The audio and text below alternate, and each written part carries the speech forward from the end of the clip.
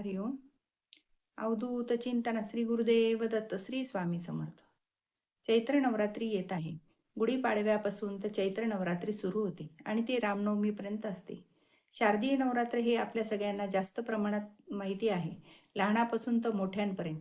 कारण तेव्हा खूप दांडिया खेळतात, खूप आनंद साजरा करतात. शारदीय नवरात्र जितकेच महत्त्वाचे आहे, तितकेच चैत्र नवरात्र पण महत्त्वाचे आहे. मराठी वर्षाच्या सुरुवातीपासूनच चैत्र नवरात्र प्रारंभ होत असतो.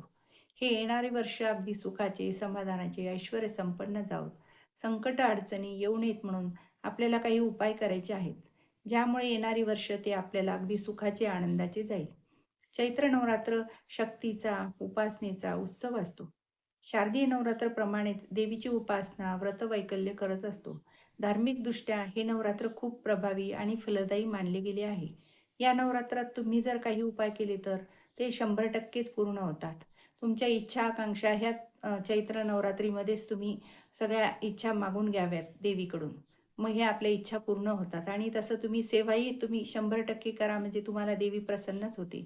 म्हणून या नवरात्रीत आपण काय काय करू शकतो? या नवरात्री सेवा बघा. नक्कीच तुम्हाला फलदायी होईल. सगळ्यात पहिले चैत्र नवरात्रीत अखंड दिवा लावा आणि याने घरातील नकारात्मक ऊर्जा नाहीशी होऊन घर प्रकाशमय होते आणि घरातील संकटे, अडचणी नाहीशा होतात. मुख्य दरवाजाला आंब्याचे तोरण लावावे. उंबऱ्याला हळदीचे लेपन करावे.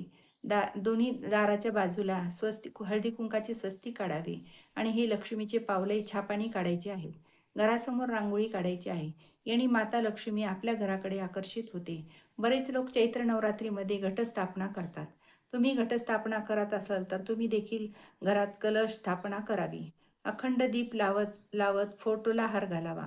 कलश हे जागृत देवीचे म्हणून कलश स्थापना करावी. त्याची रोज हळदी कुंकू, अक्षदा वाहून, फुलं वाहून पूजा करावी. धूप अगरबत्ती ओवाळावी. अशी छोटी पूजा करावी. कुलदेवीची कलश स्थापना केल्यानंतर कुलदेवी कृपाछत्र कायम आपल्यावर राहते. कुलदेवी ही आपल्याला आईसारखीच असते. ती कधीच आपल्यावर दुःख येऊ देत नाही. अडीअडचणी येण्या अगोदरच त्याचा सामना करत असते. आपल्यापर्यंत पोहोचू देत नाही. म्हणून कुलदेवीचा आहे मंगल कलश स्थापन करायचा असतो. या चैत्र नवरात्रीमध्ये बरेचसे लोक नवरात्रीत 9 दिवस पूजा करतात. तसेच ती पूजा करत असताना आपण उपास पण करतात. पहिल्या आणि शेवटच्या दिवशी तुम्ही केला तरी उपास चालतो. सगळ्यांनी या चैत्र नवरात्रीमध्ये आवर्जून सेवा करावी. बघा, आपण जसे नवरात्रीमध्ये कुमारिका पूजन करतो, तसेच करा. सुवासिनीची ओटी भरा. त्यांना दूध द्या, फळं द्या. या गोष्टी तुम्ही जर केल्या तर तुमच्या घरात सुवासिनीची ओटी भरली म्हणजे साक्षात माता लक्ष्मीची ओटी भरली असे होते. कुमारिकेची ओटी भरली म्हणजे साक्षात सरस्वतीची ओटी भरल्यासारखे होते. महत्त्वाच्या ह्या छोट्या-छोट्या गोष्टी आहेत. त्या तुम्ही आवर्जून करून 9 दिवसामध्ये तुम्ही कधीही करू शकता. या गोष्टी घरात केल्यामुळे घरातील वास्तुदोष निघून जातात. घरात सुख, समृद्धी, ऐश्वर्य लाभते. तर बघा, या चैत्र नवरात्रीमध्ये काय आपल्या हातून झाले पाहिजे, कोणत्या गोष्टी आवर्जून केल्या पाहिजे, ही महत्त्वाची माहिती तुमच्यापर्यंत पोहोचवायची होती. माहिती आवडली असेल, व्हिडिओला लाईक, शेअर आणि सबस्क्राईब करायला विसरू नका.